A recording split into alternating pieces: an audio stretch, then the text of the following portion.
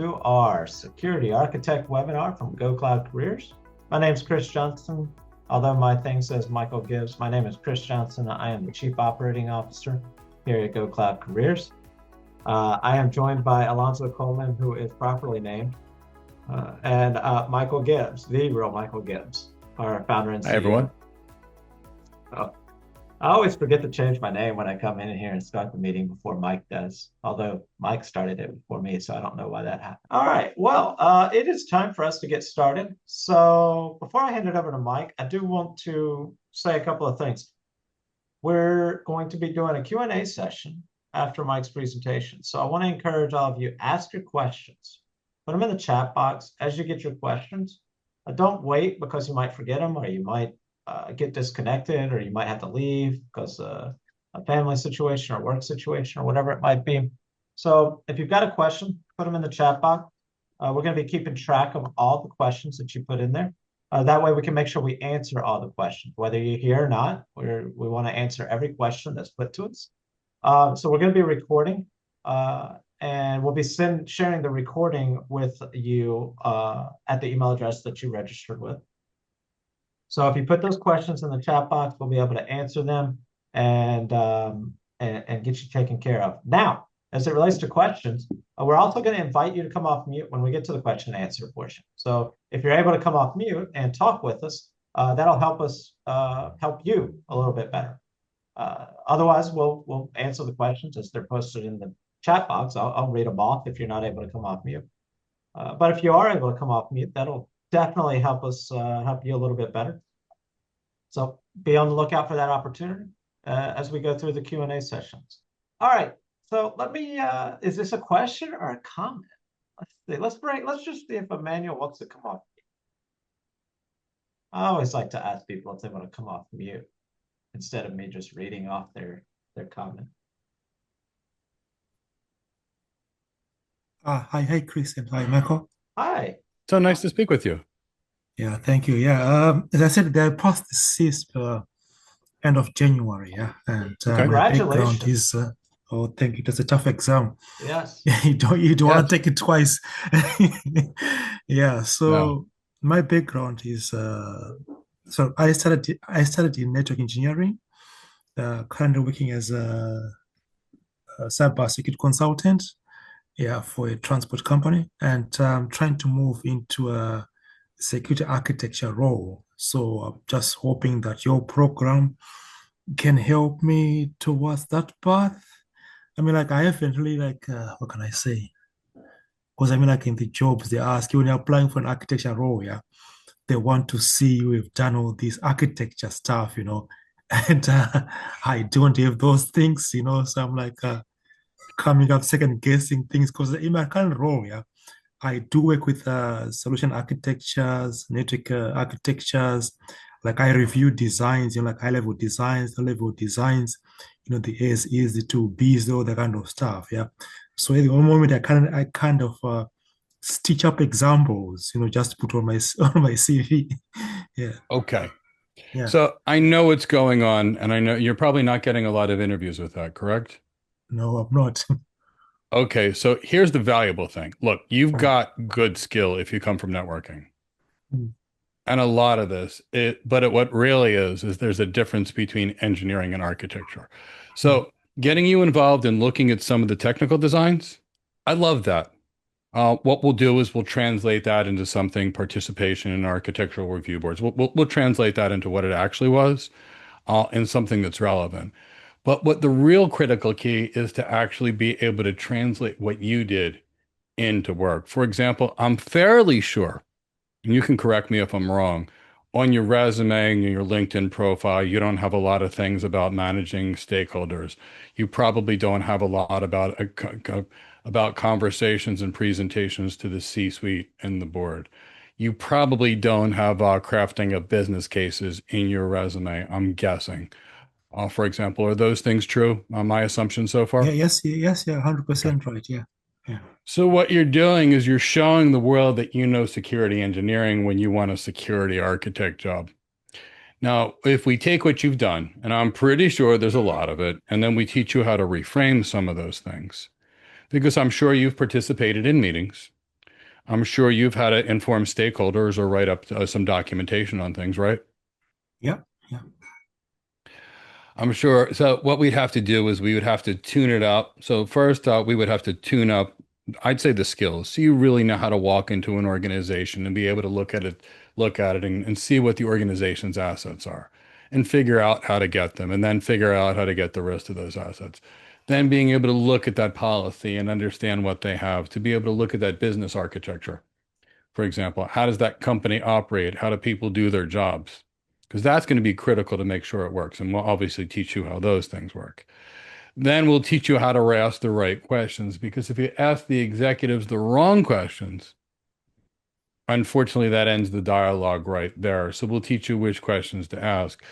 And I know this is going to sound strange. We're also going to change the way you think about things because there's a very different thinking pattern required to do something versus to plan something.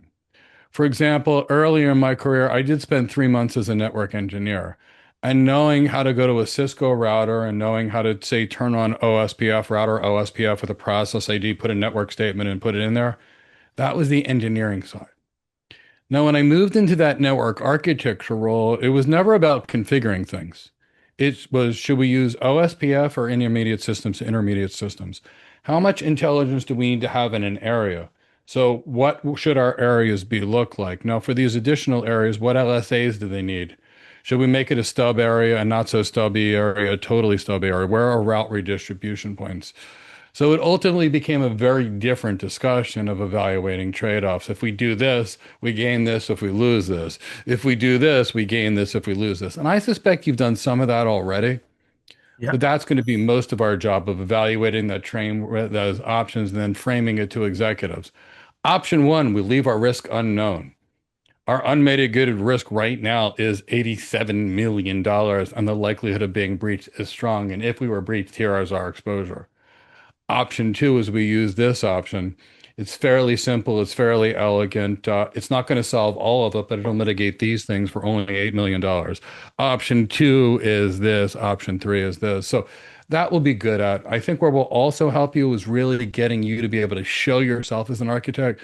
And then when we take that networking background, which is going to be very helpful, and then when we take what you've done, the CISSP is giving you probably a good intro to security because that's what I would consider it. And then by the time you're done with us, you'll have such skills that, with especially with your background in networking, what you've already done, I think you'll have really good options, and it won't be a basic entry level architect role. I think it'll be a good one. Okay, thanks, Michael. You're welcome. Any other question, Emmanuel?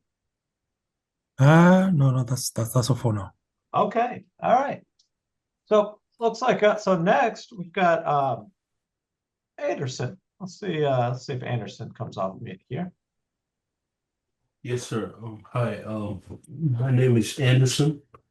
Hi, Anderson. Glad to have you Hi. here. Good. How you been? So my question was, what if you are coming from a DevSecOps background, lots of DevOps, lots of programming background with Golang, and how would I be able to leverage that skill with security architecture? And then secondly, what was that other certification besides the CISSP and CISM, I think you Yeah. mentioned? And So how keep going. beneficial is that cert? Can I Okay, so can I ask one question real fast, Mike? sure. So Anderson, without telling me about your background, what do you want to do? Build systems and present them to possible prospects like Do you C-suite. do you want to build them or do you want to design them and develop them and create them? Or do you want to build them? That's a tough question because I enjoy building things and I also enjoy the aspect of business, of presenting an idea into actual like actual productive services that people use. The Okay. reason I ask is because while you may find some places that want you and let you do both, those places are probably not the places that you would like to work. Yeah. You will, these are two different domains. These are Yeah. two different areas. Yeah. Yeah, do you play sports? Do you watch sports? Do you watch American football or anything like that? If I not, played professionally. oh, Yes. Okay. Yeah. so it's like And it's like an American football player playing both defense and offense. While there are those very rare few people that can play both defense and offense in American yeah. football, 99.99999% of American football players play defense or offense. Um, Yeah. so that's why I was asking, what is it that you want to do? Because we know what you're capable of. We know what you've done. Yeah. You know what you're capable of. You know what you've done. The what do we want to do is the thing that's going to drive Mike's answer primarily, I believe. Yeah. And the key is they're very different of their own. If it's a real architect job, and a real architect job is going to pay very well, you won't be allowed to touch the technology. Here's how bad it is, Anderson. In my first real architect job, what ultimately happened is I was a network architect at the time. The client had a massive BGP error that was taking down a bank. And while I happened to be there, I said, well, I was a BGP principal consultant for a while. I'll fix it for you. You know what happened? I went into the router, I fixed it. Now, the bank called my manager and said, I really like this Mike guy. He communicates well, he's a great architect, and he fixed my environment. My manager made me go to New York City, called me into the office and said, he said, nice job helping the customer. They like you. Do it again. You're fired. And he explained to me why. He explained to me that they would no longer view me as a strategic asset, which they didn't, once they saw me as a techie. He also told me that, Mike, we've got people in the TAC that get paid a quarter of what you get paid to go solve those problems, and I don't want to use my expensive resources. And he said, if you want to build stuff, just to let you know, the majority of our development team and building team is in India. And I promise you, they don't get paid what we get paid over here, but I can ship you over there if you're interested in that.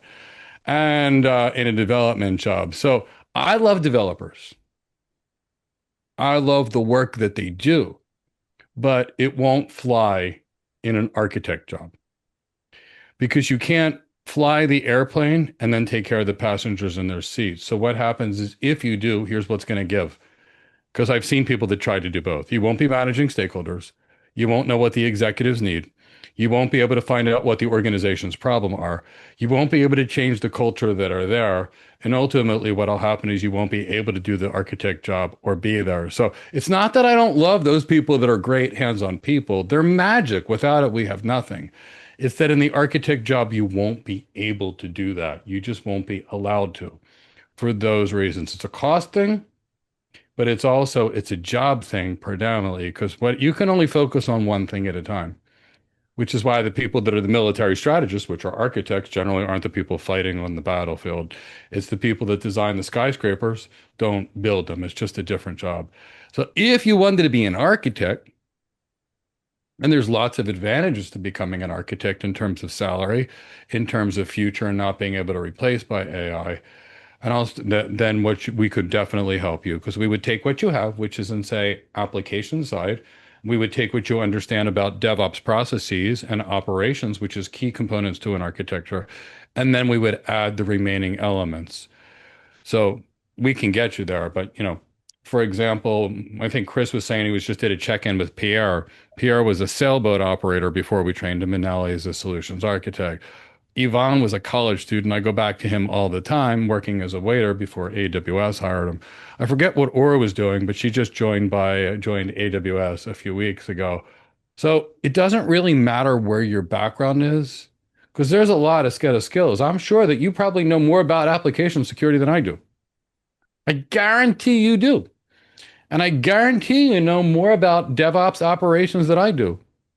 And you know what? In my architecture team, remember architecture is a team sport? I would have someone like you, because that level of application security knowledge is an asset. I would join the team if I'd be the network security person because that's what I know. Isaac would come in as the IAM person because that's what he knows. So everything that you have is an asset. The question is use what's valuable, learn the rest.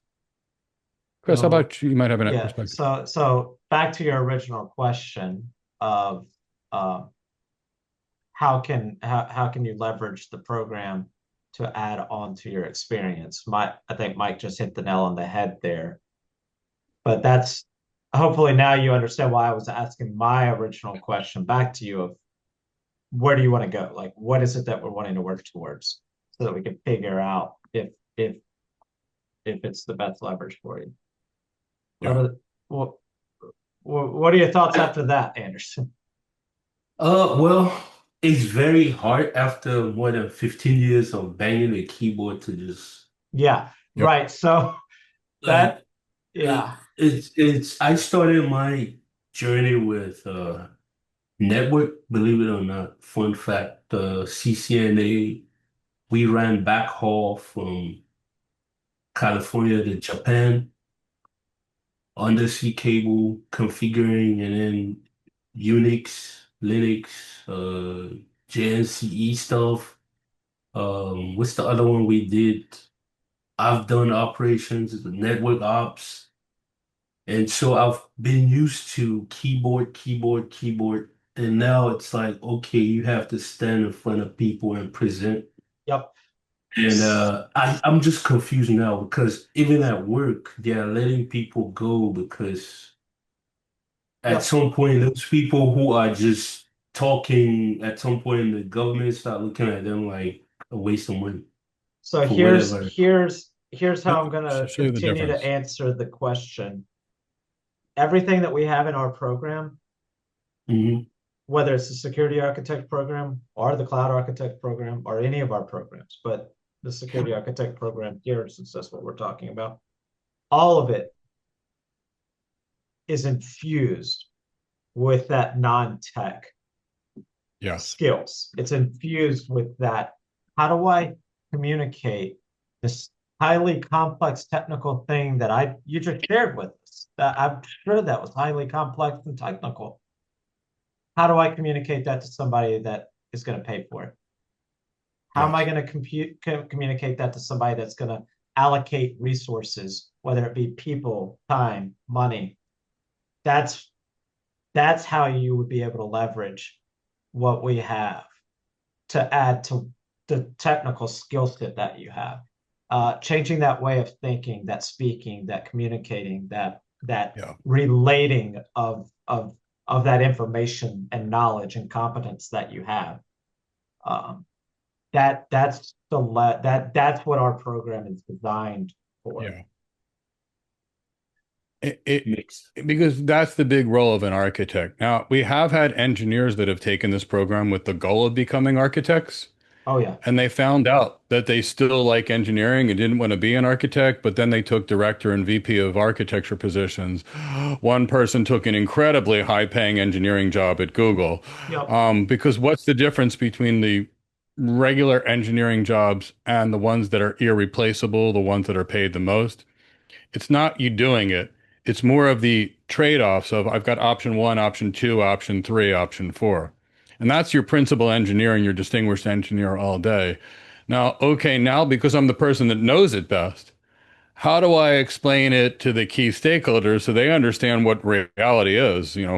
Okay, I go this way and yeah, that's going to work, but we're going to have these 22 problems. I'm going to go this way, that's going to work, but we're going to create these new problems.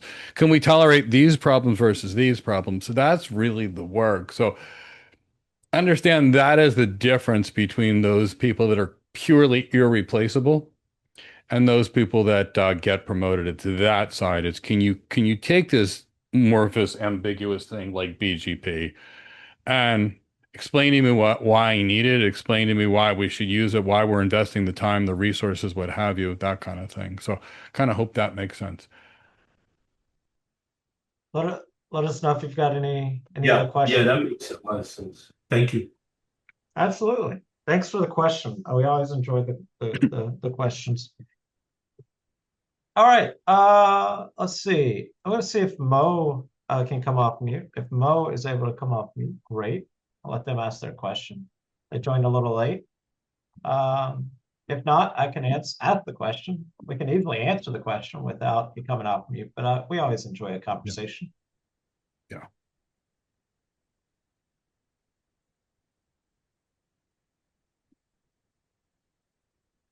So while we wait to see if they can come off mute, I'll go ahead and read it off. So joined late, sorry. Not sure if this has already been covered, but I would like to know if there's any prerequisite to joining the program. For example, experience. No. Absolutely not. Not at all. No, and here's the reason. Everything you've done can help you or hurt you. Do you want to know who the easiest people are to get an architect job? And I'm not joking. They're medical professionals and sales reps.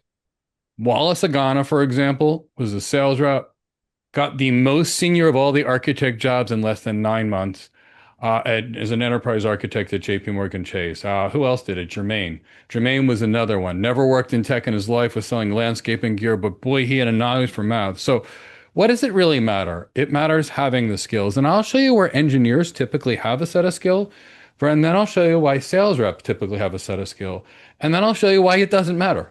Because we can learn anything we want, just like I left medicine and moved into architecture myself many years ago. So here's what we're realistically dealing with when we talk about skill set. We're talking about all of these skills. So let's say I have a really good network engineer. Do you know where they're going to have skills? Network security. Now, they may know a little bit about I am that network engineer, and they may know a small about encryption. They will have no knowledge on data security, risk management, writing a security policy, AI operations, incident response planning, business continuity planning, security governance, application security. Generally speaking, that network engineer probably doesn't have any CXO relevance, any stakeholder management skills, any sales skills, any vendor management skills, any experience getting information, what have you, any experience, giving presentations, communicating with the C-suite, negotiating things or business. But guess what? In about a year, I take lots of people with network engineering backgrounds, a year and a half, and then working as an architect. Now you give me a sales rep like Wallace Agana, a sales rep like Al, who took his first job as a senior solutions architect at Deloitte, a sales rep like we got some like Jermaine. All sales reps have to know business because you can't sell to business that you don't understand. So they all came to us with business acumen. Do you know who agrees to pay for the purchase order? The C-suite. So the sales reps were CXO relevant. You know, the big part of the job of the sales rep is managing stakeholders, and they knew how to do that. Most sales reps are fairly emotionally intelligent. Most sales reps have to be able to write for executives a 2-page thing so they're willing to invest whatever money it is to purchase. Most sales reps have some good knowledge in sales because it's their job. They're typically good at managing vendors, asking the right questions, and influencing others. Now, salespeople typically negotiate higher salary, or typically they're in negotiations constantly. They typically have executive presence and executive communication skills, and sales reps do a lot of presentations. So you give me a sales rep, and they're the best prepared person to become an enterprise architect or a security architect because they already have 50% of the skills already. A healthcare worker like me had a lot of those skills. So it doesn't matter what you've done. It really doesn't matter. It matters that you come with you with some skills, you learn the other skills, and that way you'll be there. And it's not just sales reps. Yeah, it could be a just teacher. because Mike said sales reps 50 times does not mean it's only sales reps. There's It could be like Nicole. There's a lot of other roles like teachers, healthcare workers, Yeah. anybody that interacts with people on a regularly consistent basis Yeah. but that doesn't mean that those are the only people that are successful. So back to the Anybody can do it. Back to the original question, is their experience required? No. No. Because I can't. Everybody have to start from ground zero. I have to assume set everybody to the minimum level, and then we build you up, build you up, build you up. And that way, if you're a medical professional like me, great. If you were a nurse like was it Corinne? that came to us who's now a director of architecture. She had lots of emotional intelligence. She had a lot of experience asking questions. She had a lot of experience getting Kareem. patients to do Yeah. what was necessary. Yeah. Corrine, yeah, Yeah. to do what was necessary. She had given lots of presentations in healthcare when she was a manager in healthcare. So, I mean, you know, she did really We've well. had hairdressers and nail stylists Yeah. do it too. So, Yeah.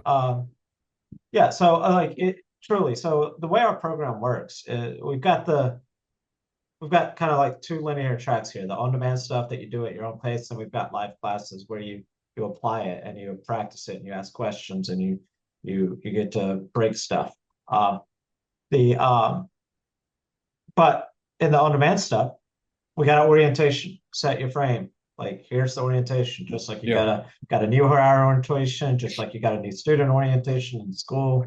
We got an orientation, and we go straight from that orientation into what we call an introduction to technology.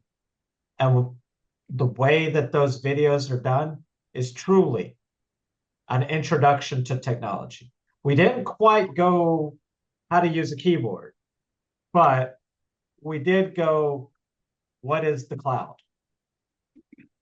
What is the network? What is security? Like, so we truly start at introduction to technology. That is our very first thing after the orientation. And then we go into fundamentals. So in a lot of places, fundamentals is that first thing. Nope, fundamentals is the second thing for us. So, and we have it set up to where that intro to technology, if you've got experience, okay, great. You can watch it at 2x speed or 1x speed. You can just breeze right through it and get to the fundamentals. And then after the fundamentals, if it's a security architect program, then of course we got the security architect specific training. And if it's the enterprise, then we've got the enterprise specific training. And depending on the program, it's everything goes through that funnel of intro to technology and fundamentals, and then into your things. And we do that because even that person with 15 years of engineering background doesn't necessarily have that baseline understanding of that piece of technology from an architect's perspective. If we're talking about networking, they might have that understanding of networking from the engineer perspective, from the implementer's perspective, but not from the designer's perspective.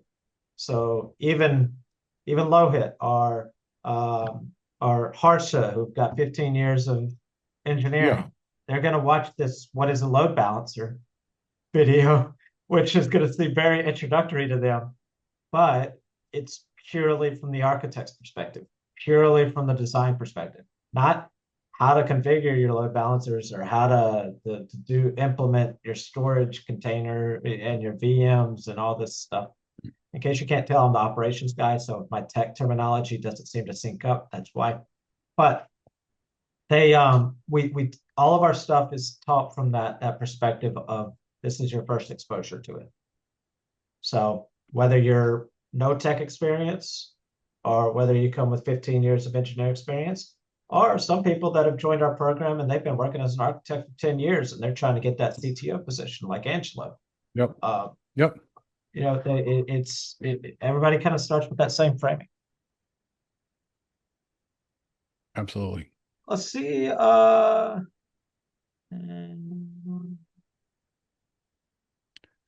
Michael kind of made a statement there. Actually, let me kind of help with that. Yeah. Do you want me to see if Michael wants to come off mute or? No, I'm going to address it because I think it'll help a lot of people here. Right. So, Michael, the key with the CISSP is it is an architecture exam. And I'll explain to you what I mean by that. There's never going to be a right answer on the CISSP exam. Just like there's no right answer on which medicine I prescribe for this patient, because based on the patient's condition, there could be 50 options. Same thing with an architecture exam. So with the CISSP exam, because it's an architecture exam, you're going to have 4 answers. And none of them are going to be great. One of them will address 4 out of the 5 of the issues. One will address 3 out of the 5 of the issues, but one won't address a critical flaw. And you're going to have to choose what the best option is after evaluating all trade-offs. Now, when I took it, I already was an architect. I already knew security. So for me, I took a 5-day prep class and then took the exam. Why? Because it was architecture thinking. And when I saw those questions, I said, oh, this is familiar. This is just like when I went to school and I learned what medication would be right for what condition. No right answer. Look at all your options and choose the best. So because the architect is such a business mindset, you've got to look at it from the architecture perspective. Given option A, option B, option C, which would be the right architectural trade-offs for the business? And what is architecture always about?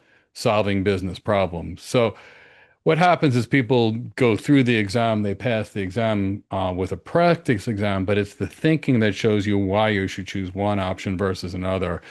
And that is that executive thinking. An architect is an executive position, which is why engineering typically doesn't translate so well, even though it can be transitioned, which is why engineers think that test is a useless exam. And engineers don't like the CISSP because for them, where's the beef? Where's the actual piece? Where's the this? Where's the that? Where's that hardcore yes or no answer? It's not there. It's an architecture exam. So for architects like me, it's simple, normal, and straightforward. If you're looking for that precision answer, this test is going to drive you nuts. That's the reason why. So Emmanuel asked, is it possible to trial a few of your sessions for free, perhaps for a couple of days?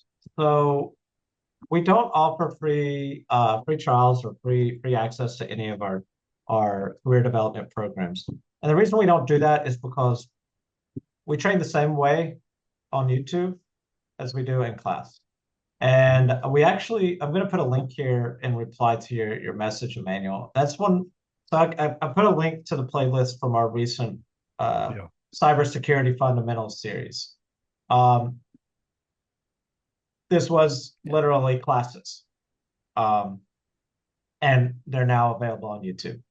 Yeah. So anything that you see on our YouTube channel, that is the same way, same style, same interaction, same everything. Uh, Yeah. the only difference is if it's on YouTube, if it was originally native on YouTube, then we can't bring people off mute like we are Yeah. here. But you'll see in that cybersecurity is fundamental. We tried that one was hosted on Zoom, and that's where Yeah. all of our classes are like this. Like we encourage people to please interact, please talk, please take part, please ask questions, please ask us why we did X, Y, and Z or why we did A, B, and C. Yes. So we don't offer free trial, so to speak, to any of our career development programs, mainly just because the way that our programs are, they're long form, immersive type of training. Yeah. If we try to do a, a trial period, you'd just be dropped in the middle of a 1,000 foot deep lake and didn't know how Yeah. to swim, and there's not any life preservers anywhere nearby. You just be kind of like, what's happening? And so it wouldn't be fair to you to expect you to grasp that entire thing. So that's why we put all of it out on YouTube, so that you get a feel for the way that Mike teaches, the way that we teach, the way that we pause, stop, interact with students, engage with students, whiteboard, all this stuff. So that's my operations answer to that. I know Mike Yeah. likes to talk on this. What I tend to do is I tend to do a lot of little tutorials on YouTube.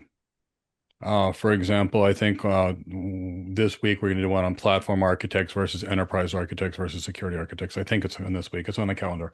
That But one's going to be on Zoom, so that one actually will be more of like our yeah, classes. So and that yeah, one will be on Zoom. And the key is by doing that, I can teach the same class that I would. I invite people from all the time, and that way I keep our exclusive content for the program members of our content. And I still provide a lot of free. So, I mean, if you look at that cybersecurity fundamentals class, course that we took, there was probably, I don't know, 15, 20 hours of training in it, as opposed to the 1,000 hours that's in our main architect program. So, uh, that's kind of the difference. so Joseph has a very good question here, and this is very, very important. So Joseph asks, what's the difference between the live version of the Cloud Architect and the non-live version? So the non-live version has all the on-demand content, the introduction to technology, the cloud architecture fundamentals. Now, we only have a non-live version of the Cloud Architect Career Development Program at this time. And that's because of the nature of the way that program works. So the non-live program is not intended to be a replacement of the Cloud Architect Career Development Program. It's intended to be an opportunity for those that aren't able to afford the price point of the live version. So there's never, if anybody ever tries to tell you that there is an equal replacement for live training, that is not true. You cannot replace the value of live instruction. So that's why it's at a completely different price point, because you cannot match the value of that live opportunity. So I want to be very clear up front that we don't try to make any representation that the non-live version is equal to the live version. No. So the non-live version has all of the on-demand components and the class recordings. However, we're not able to do any of the mentoring, the group interaction, the facilitating of interaction with you as far as engaging with questions and coaching, giving tips here and there like we are in the live. So that is the difference, is because it's not just the live 4 times a week, well, in the case of the Cloud Architect for Development Program, 3 classes a week. It's not just the taking out those 3 live class sessions, it's taking out all the live interactivity over the course of your involvement in the program. Whether that be messaging or whatever it might be. So I hope that gave a good, and so it's truly meant for those that aren't able to afford the price point of the live version. We want to, so they get class recordings of the live classes. They get the on-demand content, the intro to technology, the cloud architect fundamentals, and so on and so forth. But it's that mentor, the coaching, the development, the grooming, all of that. It's not possible because it's not live. So that's the difference there. Mike, did you want to add anything to that? No, I mean, what we did was we tried to create the best experience we could in an online manner for the least cost we possibly could. That was our goal. But it's a big difference when someone's in class and I can coach them on their presentation and I can coach them on their architecture and I can coach them on the delivery, and then Chris can interview somebody and see how they explain it. And there's a lot of that, and that makes a big impact when it comes to getting hired. So we do offer it, but we generally talk about the live because that ability to be there, interact, work with people, that a chance to be in that live architecture sandbox and actually do that job with us. And then to learn from other people that have done the job, we just feel is incredibly important. And that's where the magic happens. Right, exactly. And again, going back to so we're not just talking about the 2-hour class sessions that are are on Tuesday, Thursday, and Friday. We're talking about the live Cloud Architect for Development Program has the group projects. We just finished a group project. Now, only the people that are in the live program participate in the group projects. And those happen outside those class sessions, those team meetings, those researching the solution, the putting the solution together, brainstorming, putting a presentation together, putting the written response together, all of that stuff. All of that stuff is the stuff that happens in the live program. And also something to consider, I always like to point this out because sometimes people look at the non-live because they're concerned about the time obligation. We specifically built the program with the expectation that we hope that people can attend at least one class a week. Yeah. We're not sitting here expecting people are going to be able to attend every class every week, week after week after week. Over 80% of our students work full-time or more. Yes. We have students in every single time zone. So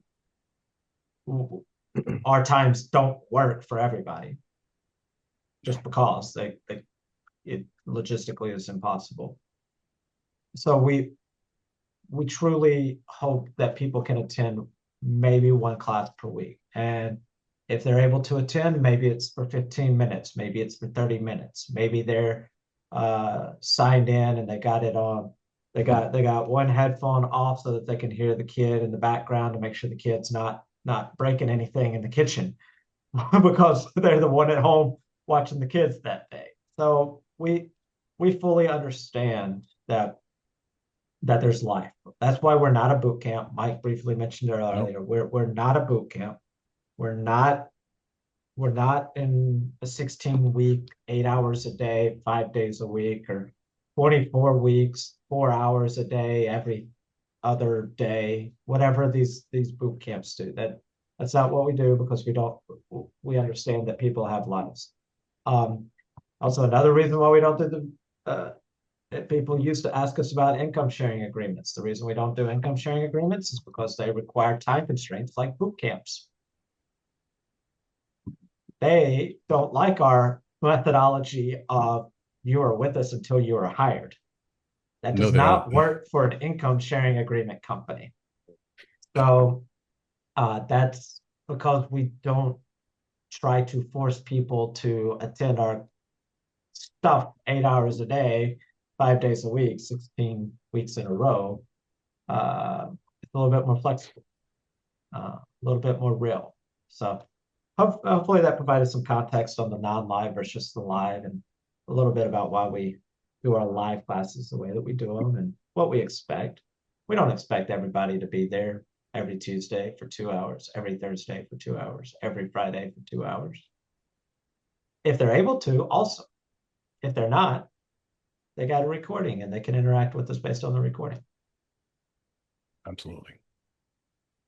So we kind of went down a rabbit hole there. I want to see if anybody's got any last questions. While I try to get some last questions from people, I'm going to ask Alonso first. Tyrone, don't you do it. Alonso, I know you've got something that you like to put in the chat box about reaching out or emailing or scheduling calls or whatever it is. If you'd like to put that in the chat box, that would be awesome. And then I will ask Tyrone after Alonso does that, if Tyrone would share the link to our training page with our 60% off discount. There's Alonso, big, beautiful message. So I'm going to read it out. If you've got additional questions, if you'd like a copy of a syllabus, email us at info@gocloudcareers.net, or you can call us. I can't read those numbers. 772-212-0166. You'd think I would know that by now. Schedule a call on Calendly with one of us. That's what you got in there in the chat box from Alonso.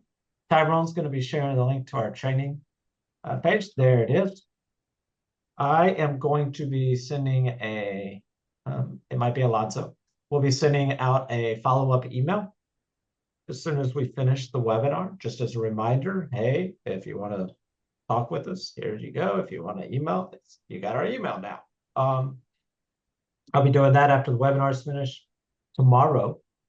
Be on the lookout for the recording of the webinar and all your questions, all the juicy insights that Mike shared earlier. So that's what we've got planned. And since I haven't had any questions pop in while I've been doing this closing bit, I will ask Mike if he will do his closing bit. Well, if there's no last questions, I'll go play with my cat Cindy because I'm sure she's looking for somebody to feed her tuna or shrimp. Because She's a little bit too pampered. I hope all of you had learned something about becoming an architect tonight. This is I've had a couple jobs in my life. I was a firefighter, paramedic, then a nurse practitioner, internal medicine, and then I moved into architecture. And it was the most fun job that I've ever had. So now I'm spending my retirement training the next generation of architects. That's why we run an environment where you can stay on the program until you're hired. This is my thing. It's training people for the next generation. And I just love this world. We've got lots of experts helping us create these programs and making it great. Lots of people on our team that really make sure that you stay on this program until you're hired. And I'm pretty proud of what we built here. For those of you that joined us, Taylor and others, congratulations. I can't wait to see more of you in classes, especially these other security classes. And welcome. And I can't wait till you graduate too. And by graduate, I mean hired. So stick with it until you're at it. For those that didn't, I hope you do. And I get to meet more of you on Zoom like this, where we get to talk more often. You get to start asking questions, give some architecture presentations. And I love architecture. So what can I say? Architecture and cats, that kind of thing. So I hope you had a good time. For those of you that were here, it was so nice to meet you. I hope to see you in class or another webinar. Or come back and ask more questions another day. Don't be shy. This is a career where we really want to help you. Have a great night, everyone. Good night, everybody. Have a good night.